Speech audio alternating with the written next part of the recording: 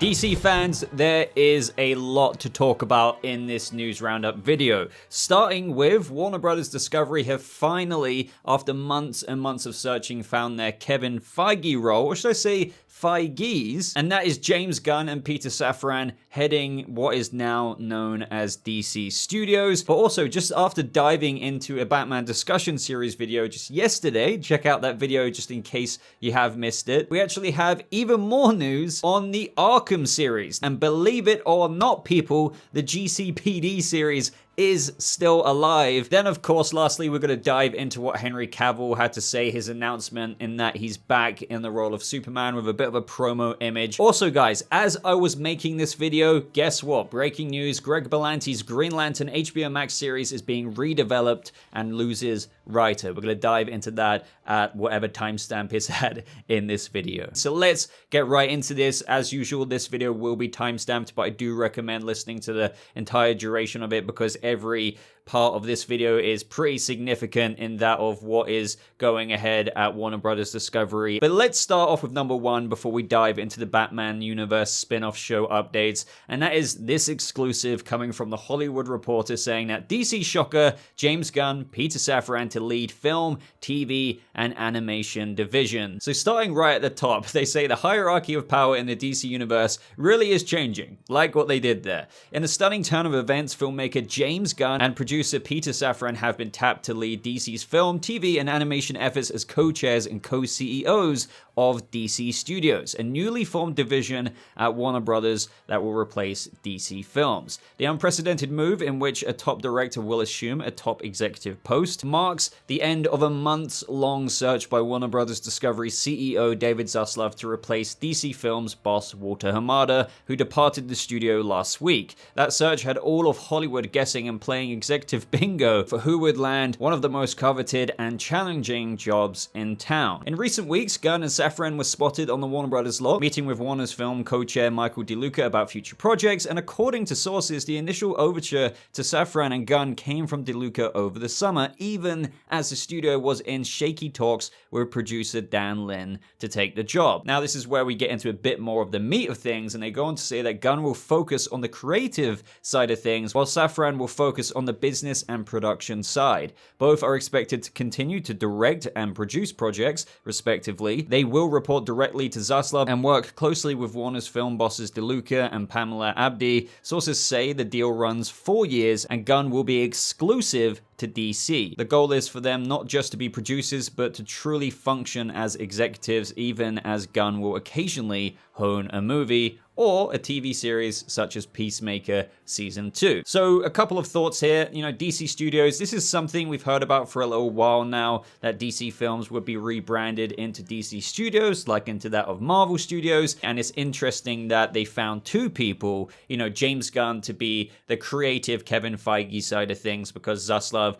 wanted to find someone who was creative like Feige, but also a bit more business-minded, and as we've talked in previous news roundup videos, and as how they mention here, Dan Lin was kind of in talks for that, but his own company came first. Well, Zaslav thought about the next best thing, and that's two people, and obviously Peter Safran, as they detail here, will be more on the business and production side of things. And, Gunn, as we just went over, it makes sense for him to, with what he has achieved already in the industry, to help somewhat curate that creative side of things. The Hollywood Reporter goes on to say, unlike Marvel Studios, DC has multiple films set in separate creative universes, and according to sources, Joker filmmaker Todd Phillips' work on the upcoming sequel, which goes into production later this year, will not fall under Gunn and Safran's purview, and instead will be overseen by DeLuca and Abdi. Matt Reeves, who worked under Hamada, has a budding universe based on his The Batman movie. It is unclear under whose purview Reeves' future projects would fall, but everything else moving forward would be under Gunn's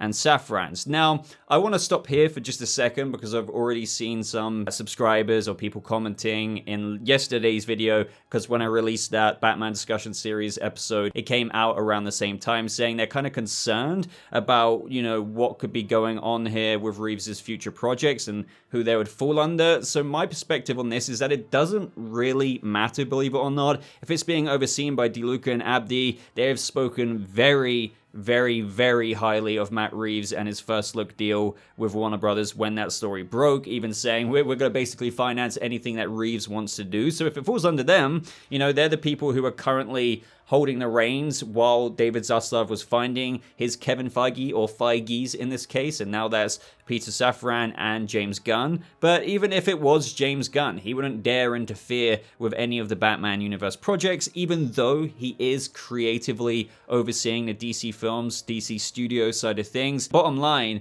Matt Reeves' first look deal with Warner Brothers Discovery is his insurance. As I mentioned, from DeLuca and Abdi to David Zaslav himself, they emphasize how they look forward to him expanding out this universe. So don't be worried about the whole wording of under whose purview Reeves' future Batman installments will fall under. It's unclear at this time. It won't really affect things. If anything, honestly, the Batverse is on a rapid momentum snowball right now. And we're going to get into that in a little bit because there's a lot of updates there. Now up next, we're going to gloss over what the article says about James Gunn, because by now we all know his background, but I'm seeing some people not know so much about Peter Safran, so they go on to say that Safran came up as a manager, where Gunn was amongst his clients and is fully enmeshed in the world of DC as producer of the $1 billion grossing Aquaman and its upcoming sequel, as well as Squad, Peacemaker, and Shazam and its sequel. His relationships with Warner's extends back 10 years and includes the $2 billion Conjuring horror franchise. Now lastly, with what James Gunn and Safran have to say about all of this, they say, we're honored to be the stewards of these DC characters we've loved since we were children. We look forward to collaborating with the most talented writers, directors, and actors in the world to create an integrated, multi-layered universe that still allows for the individual expression of the artists involved. Our commitment to Superman, Batman, Wonder Woman, Aquaman, Harley Quinn, and the rest of the DC stable of characters is only equaled by our commitment to the wonder of human possibility these characters represent. We're excited to invigorate the theatrical experience around the world as we tell some of the biggest, most beautiful, and grandest stories ever told. So, what do I think about this? Because, you know, I'm seeing, it's interesting, you know, social media, Twitter of all places as well. Funnily enough, my favorite kind of form of social media platform, believe it or not, but just as much as I love it, it's also a place of opinion that can get quite spicy despite it being the word opinion. Some people don't like other people's opinions, and you know how it goes from here, especially if you're a bit of a comic book fan on Twitter. Now, I'm seeing a lot of positive reactions to James Gunn, but then there's the other side of things who want to bring up the whole reason he got fired from Disney, the jokes thing being brought up again. Then there's the whole side of things saying, oh, the Suicide Squad was crap and stuff. And, you know, let's just kind of expel all that out and talk about what I think. So, no matter what, I think at the baseline here, James Gunn is a good director. He has great ideas. The Suicide Squad movie, for example, I really enjoyed it. I don't think it was the most perfect film, but it was for sure like a welcome addition in my books. Now, Peacemaker, granted that it is definitely the flavor of James Gunn's comedy, and luckily for me, I am into his more comedic side of things. Really loved that. It for sure subverted my expectations, just like a lot of people, and this was the brilliant thing about Peacemaker. Interesting thing is that when James Gunn came over to DC to do the Suicide Squad, is that he was given a lot of creative freedom, like so much. Unlike the days of old with the early days of the DCEU at the time, there was lots of restrictions, executives getting involved. You all know the story there. So I do, like, take my word at this if you want to, place my trust in James Gunn to really commit to what he said in this message. I'm sure some of you would be like, oh, that's just PR talk. But I do feel like we have precedent there with his creative freedom to want to extend that to other directors and those who helm projects for the DC Studios universe in the future, that he will give them the creative freedom, specifically leading into what he says here. We look forward to collaborating with the most talented writers, directors, and actors in the world to create an integrated, multi-layered universe that still allows for the individual expression of the artists involved. Now, that's what I want to lean into most of all. Still allows for the individual expression of the artists involved, because even if you're not a huge, like, you don't mind James Gunn, but you're like, with all due respect, not a big fan of what he produces or what he's directed, that doesn't mean that his stink, so to speak, will be felt over every DC movie from here on out. If you don't want his brand put onto everything, that's not his role here. He is creatively overseeing DC Studios in a similar creative Kevin Feige sense in how he does for Marvel Studios. And even though he's going to be involved in all of the creative decisions from here on out with all the future DC Universe movies and their cinematic side of things, the TV show side of things, it doesn't mean that every single project will be another Suicide Squad comedic movie, another Peacemaker, like with whatever comes in the future, like Man of Steel 2, if you know what I mean. It's not going to be like the Suicide Squad. I just really want to clear that up because I actually think he'll do a good job. It's cool that he's still making movies. I mean, obviously he's still got to make Peacemaker Season 2. He's going to be a busy ass man. I know we got Peter Safran,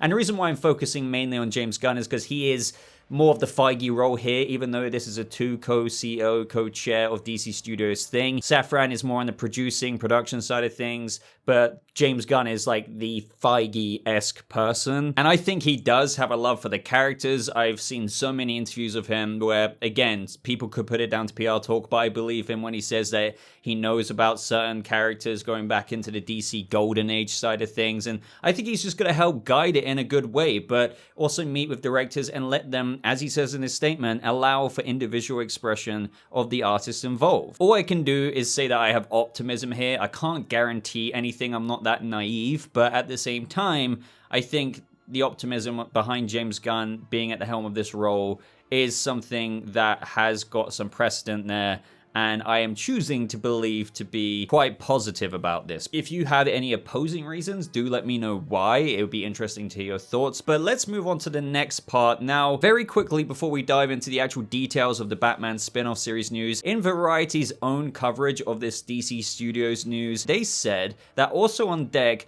are a sequel to The Batman, but writer and director Matt Reeves has yet to deliver a finished script, so that movie will not hit theaters until 2025 at the earliest. Now, this is interesting because it wasn't obviously included in the Hollywood Reporter report, if you will. Now, this makes sense. He's yet to deliver a finished script. That's because him and Mattson Tomlin are still writing it. This report came out, I guess, like a few weeks or so ago. So they're still working on it. Now, as for the release date, 2025, funnily enough, when I posted my video yesterday, the discussion series, as I said, it came out when this news was breaking. And I said in that video, what I would advise if in terms of the Batman 2 release date is to tell yourself it's 2025. If it's full 2024, great, but I would advise people 2025, and I'm not trying to blow smoke on my own ass here. It just made sense with everything I understand about Matt Reeves, Dylan Clark, the producer, and what they've said, this universe, the way things are unfolding, the spin-off projects, of which there's quite a few we need to talk about, and what we kind of did talk a lot about yesterday, that 2025 is the most likely time.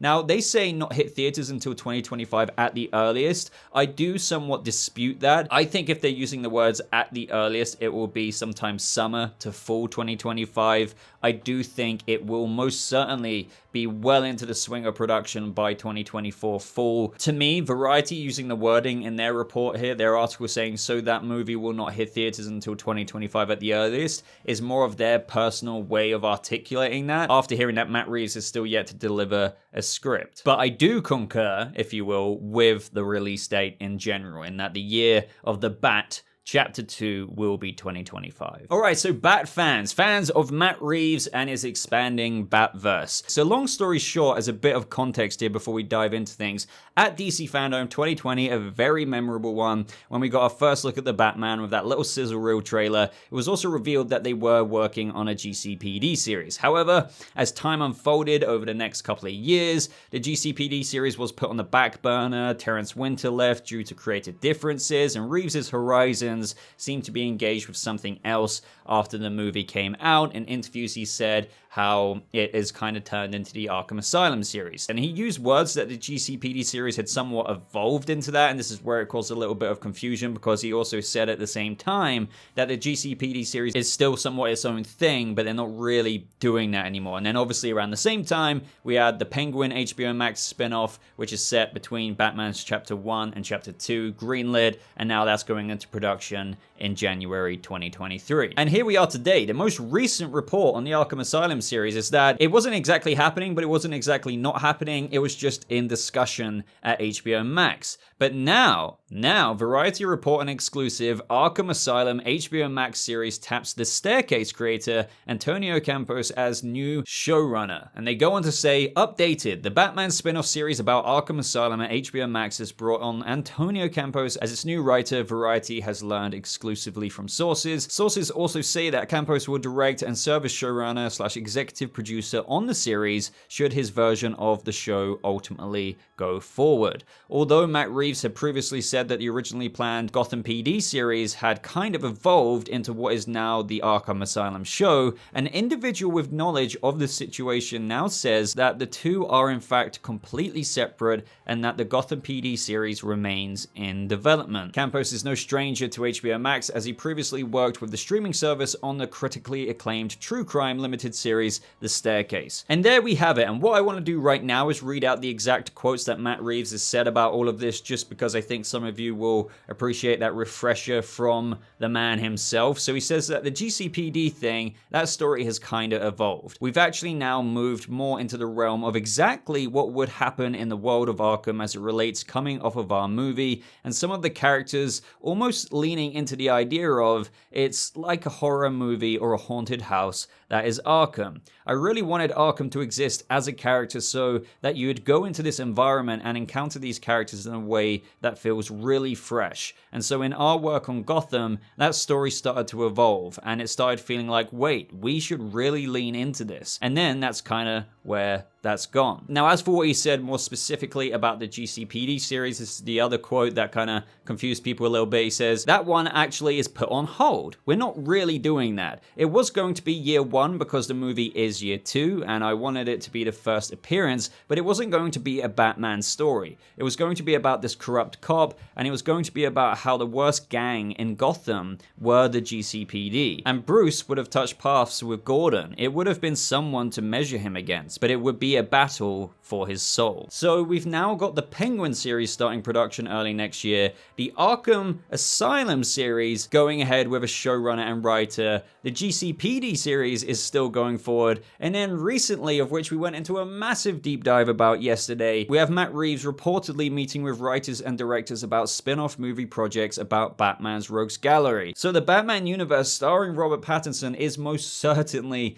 fleshing out. Those reports of it becoming an actual Batverse a couple of years ago couldn't be more true. Now, as for Henry Cavill's Superman, we need to talk about that a little bit, because as we all heard in recent reports, the Superman movie was supposedly in development, and for those who were still somewhat in doubt about that, well, the Man of Steel himself wanted to make sure it was known, of which I do really appreciate Henry doing, just showing his love and fandom for it all. So he said in this video that he wanted to wait until the weekend was over to give everyone a chance to watch Black Adam, and he just wanted to make it official that he is back as Superman. The image that you see on the post that I'm going to show on screen and what you saw in Black Adam is just a very small taste to come. He thanks everyone for their support and patience, and he promises that they will be rewarded, which makes me very giddy. Now, interestingly, in Variety's coverage of this whole DC Studios report, they included something which we didn't really hear about, and they say that there's also lingering questions about what to do with the Man of Steel. With a Chuck Roven-produced Superman sequel currently soliciting pitches from writers, Henry Cavill recently announced he planned to don Superman's cape once more. So pitches are currently underway,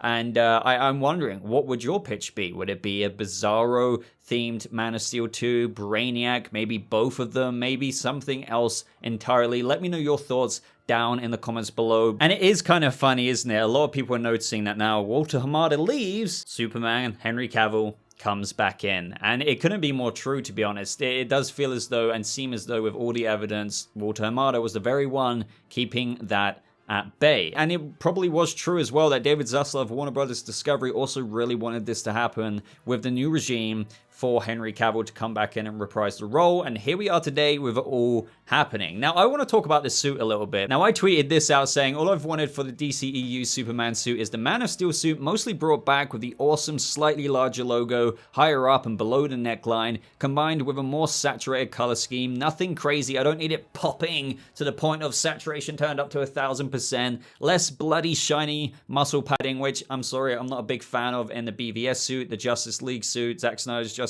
League or whatever. It's like they added the metal underneath, and when the light hits it, it really pops. The Man of Steel suit, and this is basically what it seems to be. It is subtly changed, but the logo is basically the Man of Steel logo. The muscle padding does seem to be eliminated down to more of the Man of Steel muscle padding, which is more slimmer, more subtle, less shiny on the bicep, tricep, ab area. So personally, I'm very happy about this. There's not too much to say other than Man of Steel 2, baby. It's coming. Henry Cavill's back. Now, bonus story, this has probably made this video extra long, but the HBO Max Green Lantern series has gone the direction that a lot of people feared, but actually not necessarily being cancelled. That's what most people feared amongst all of the regime change with the new Warner Brothers coming in with Discovery. It's actually being redeveloped. So let's get into this. The Hollywood Reporter say HBO Max's long gestating Green Lantern TV series is changing gears. The drama that has been in the works since late 2019 will now focus on John Stewart, one of DC's first black superheroes. The series from executive producer Greg Berlanti was to originally have revolved around Guy Gardner and Alan Scott and had already cast Finn Wittrock and Jeremy Irvine as respective Green Lanterns. As part of the creative overhaul, writer and showrunner Seth Grahame-Smith has departed the series after completing scripts for a full season of 8 episodes. Sources say Grahame-Smith, who signed on as writer and showrunner a year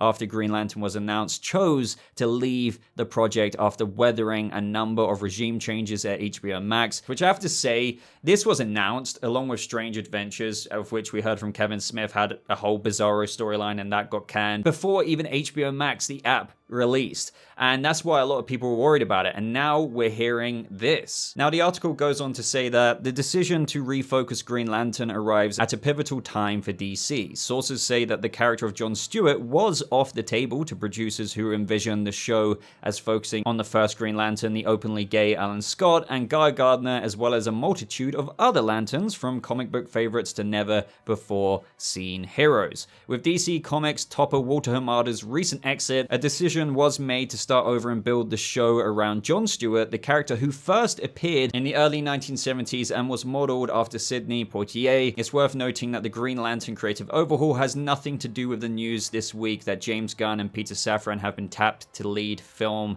TV, and animation at DC Studios in a role similar to what Kevin Feige is doing at Marvel. Now, the next part of this article is very interesting because, as you may have heard, the Green Lantern show was meant to be super expensive. The most expensive show DC has ever made, and easily the largest for HBO Max, with a budget estimated in the $120 million range. Now, the next bit goes on to say that the show's budget going forward is expected to be significantly less, as HBO Max, under David Zaslav's combined Warner Brothers Discovery, is focusing on right-sizing its various assets. As part of the move to find an estimated $3 billion in cost savings, Zaslav and his division leaders have dropped a number of projects, including Berlanti's planned Strange Adventures anthology for HBO Max, J.J. Abrams' HBO original series Demimonde, and the already completed Batgirl feature film. And that's what we've been talking about for a while as well. HBO Max, or should I say Warner Brothers Discovery, have got a lot of money to trim. We've talked about that in so many news roundup videos, so it's almost not surprising that since it's kind of scaling down to one character now, one Lantern, as opposed to all the others, Guy Gardner, Alan Scott, and some known and unknown other Lanterns,